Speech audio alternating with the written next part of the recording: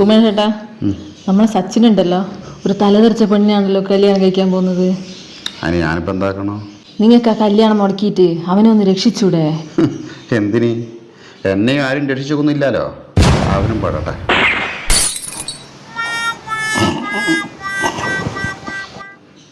നിങ്ങളെ അമ്മയൊരു പെണ്ണാണേ, അത് നിങ്ങൾ മറക്കണ്ട. ദൈവമേ, അടുത്ത ജന്മത്തിലെങ്കിലും എനിക്കൊരാണായിട്ട് ജനിക്കണം. എൻ്റെ പൊന്നു, കഷ്ടപ്പാടാണ് എടോ. ആണുങ്ങൾക്ക് നിങ്ങൾ വിചാരിക്കുന്ന അത്ര സുഖമൊന്നുമില്ല കേട്ടാ. സത്യമാണ്, പണിക്ക് പോയി വെയിൽ കൊണ്ട് വയ്യാണ്ടായി. അതുകൊണ്ടാ ഒരച്ഛൻ്റെ മോളായിട്ട് അല്ലെങ്കിൽ മര്യാദക്ക് പണിക്ക് പോകുന്ന ഒരുത്തൻ്റെ ഭാര്യയായിട്ട് സുഖിക്കണം. അല്ല, ഇങ്ങനൊരാണായിട്ട് ജനിച്ചു കഴിഞ്ഞാൽ ഇനി എന്താ ചെയ്യുക? ഞാൻ ആണായിട്ട് ജനിക്കുവാണെങ്കിൽ എനിക്ക് സുമേഷ് ചേട്ടനെ ഭാര്യയായിട്ട് കിട്ടണം. അയ്യോ, അതെന്തിനാ?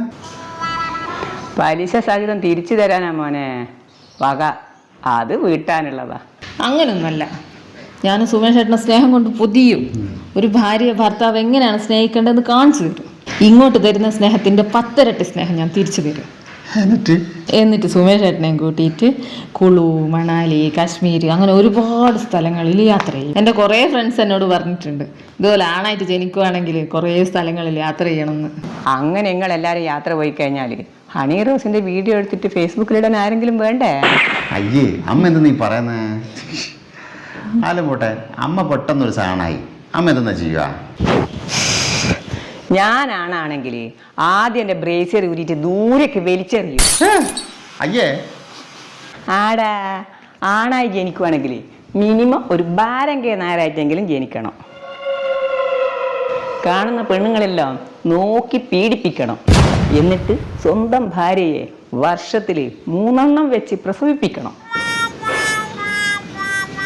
ഒരു മുണ്ടൊക്കെ മടക്കി കുത്തി തൊടയും ചുറിഞ്ഞിട്ട് ഒരു ബനിയം പോലും ഇടാണ്ട് ചുണ്ടിലൊരു ബീഡിയും കടിച്ചു പിടിച്ച് നടു റോട്ടിൽ നിന്നിട്ട് വട്ടത്തിലൊന്ന് മൂത്രമൊഴിക്കണം. എന്നിട്ട് അടിച്ച് പൂക്കുറ്റിയായിട്ട് ബോധമില്ലാണ്ട് നടക്കണം.